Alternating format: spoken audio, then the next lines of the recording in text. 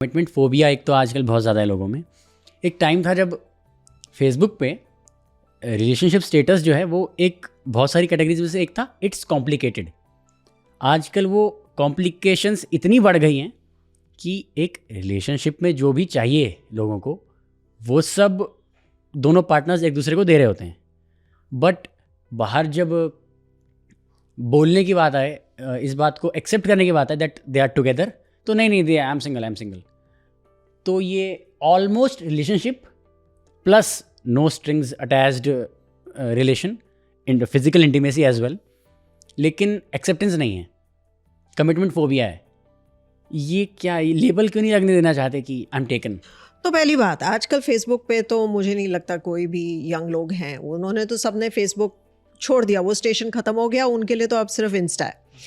और जहाँ पे बात आई कि अगर वो रिलेशनशिप अपना पब्लिकली अनाउंस नहीं कर रहे हैं तो वो सीरियस ही नहीं है उस रिलेशनशिप में, they are in a fling.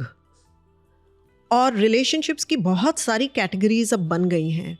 हो सकता है कि वो फ्रेंड्स विद बेनिफिट्स हैं सिर्फ इसलिए अपना, दे आर नॉट टुगेदर, वो एक दूसरे की नीड्स पूरी कर रहे हैं और उनका मतलब दोनों अवेलेबल हैं, दोनों फ्री हैं, कमिटेड नहीं हैं अभी, इसलिए it's cool to do it.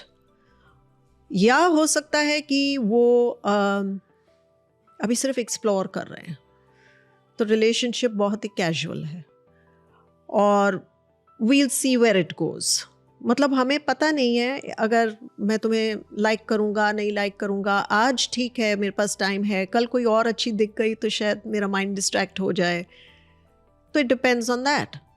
तो इसका मतलब क्या हुआ कि कमिटमेंट फोबिक जो बोल रहा है इंसान, वो एक्चुअली ये कह रहा है I am in it for the fun of it, मुझे मज़े लेने हैं, मैं अभी बहुत यंग हूँ, मेरे बहुत सारे ऑप्शंस और आ सकते हैं, अच्छे ऑप्शंस आ सकते हैं। इसमें ये भी एक दिख रहा है कि शायद हो सकता है कि मेरी ओपिनियन अपने बारे में बहुत सुपीरियर है और मुझे लगता है कि मुझे इससे अच्छा पार्टनर मिल सकता है, इसलिए अभी अवेलेबल है तो चलो जो मिल रहा है उसे ही इंजॉय कर लो अभी। पर वो रिलेशनशिप जो है वो बेनिफिट्स वाला रिलेशनशिप है, और बेनिफिट्स में सिर्फ हम सेक्सुअलिटी की बात नहीं कर रहे हैं। हो सकता है कि अकेलापन खा रहा है मेरे को क्लासेस पे जाने के लिए कोई मेरे पास एक मेरा मेट मिल गया कि हम इकट्ठे क्लासेस पे जाएंगे या शाम को हम इकट्ठे पार्टी करने जाएंगे, बिकॉज सिंगल स्टेटस नहीं रखना चाहता हूँ मैं। तो आजकल हैरानगी की बात है कि अगर किसी से, मैं यंगस्टर से पूछती हूँ कि आपकी डेटिंग जर्नी कब शुरू हुई, तो वो सारे बोलते हैं 12-13 साल से, और उन्होंने नॉन स्टॉप डेट किया है फ्रॉम 12 and 13।